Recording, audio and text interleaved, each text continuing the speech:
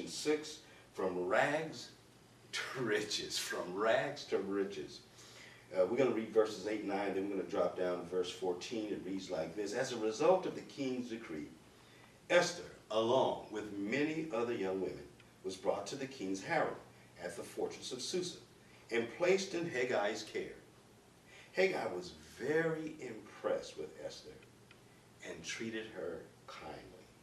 We now drop to the 12th verse. But each young woman was taken to the king's bed. She was given the prescribed 12 months of treatments, 6 months with oil of myrrh, followed by 6 months of special perfumes and ointments. When it was time for her to go to the king's palace, she was given her choice of whatever clothing or jewelry she wanted to take from the harem. That evening, she was taken to the king's private rooms, and the next morning she was brought to the second harem, where the king's wives lived. There she would be under the care of Shagaz, the king's eunuch in charge of the concubines. She would never go to the king again unless he especially enjoyed her and requested her by name. Wow, from rags to riches. It was custom. I want to say this now. It was custom in this circumstance. You know, because we're looking at this and we could become very judgmental. Because what happens is she basically gives herself. You know, and I know, if you don't know, that kings had several wives and kings had several concubines. Thank God for Jesus, that it was never to be like that. Never ever. If anybody thinks that that's still acceptable today, I want to correct that right now. Some people, you know, they look at kings, they look at kings, and they look at David, and they look at Solomon, and they pull so many things from the monarchs. We're not monarchs today in the church age. We don't have that any longer.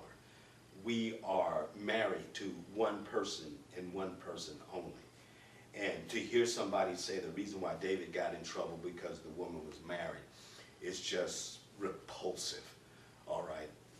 But this was the custom at that day. So we don't want to be too hard on Esther by any stretch of the imagination.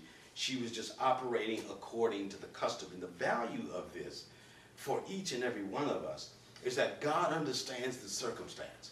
He understands human economy. I love to call it economy. Often people think of commerce and money.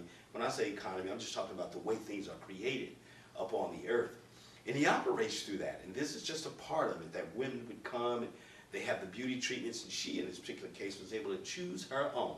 But it's a from rags to riches. The last session we talked about, she's a nobody. Nobody. Who could do that? How could that happen? This is not by happenstance. This is by divine appointment. We would discover that later. But she spent time with the king. You can let your mind go to whatever direction you want.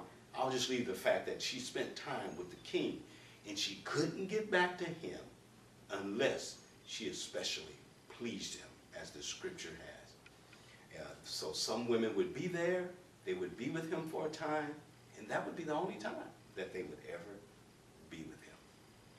Thanks so much. But nevertheless, she is now living